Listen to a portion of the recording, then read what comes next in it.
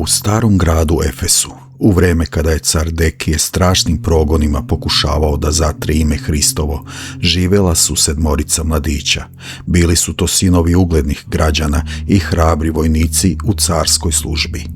Maksimilijan, Jamlih, Martinijan, Jovan, Dionisije, Eksakustodijan i Antonin. Iako mladi, nosili su u svojim srcima mudrost staraca i veru tvrđu od kamena. Kada je car Dekije došao u Efes i naredio da svi stanovnici prinesu žrtve idolima, 7 mladića odbiše da poklone kolena pred nemim kipovima.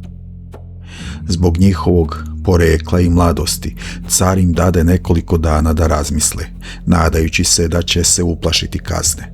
Međutim, mladići ne iskoristiše to vreme za predaju, već razdadoše svoje imanje siromasima i povukoše se u jednu pećinu na obližnjoj gori Ohlon. Tamo su se u postu, tišini i vatrenoj molitvi spremali za mučenički venac. Najmlađi među njima, Jamlih, preobučen u prosjaka, odlazio je tajno u grad da kupuje hleb i donosi vesti.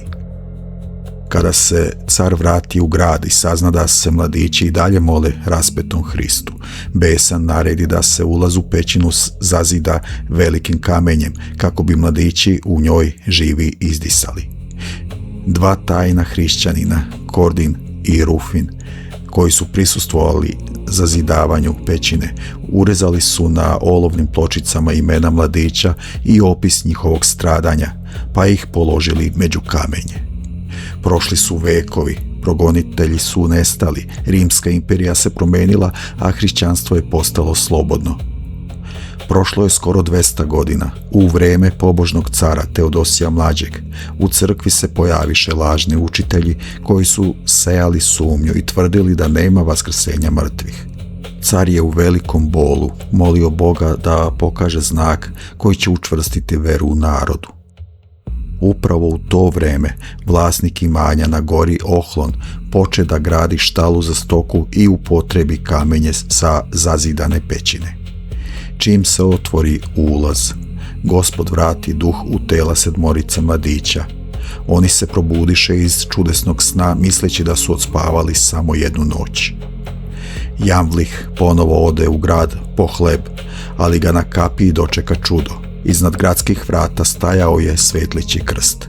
Ljudi su slobodno govorili o Hristu, a novac kojim je hteo da plati hleb nosio je lik cara Dekija, koji je davno bio zaboravljen. Meštani ga odvedoše pred episkopa i gradonačelnika, misleći da je pronašao staro blago. Kada svi zajedno dođoše do pećine, pronađoše olovne pločice i ugledaše preostalu 6 mladića sa licima koja su sijala nebeskom svetlošću.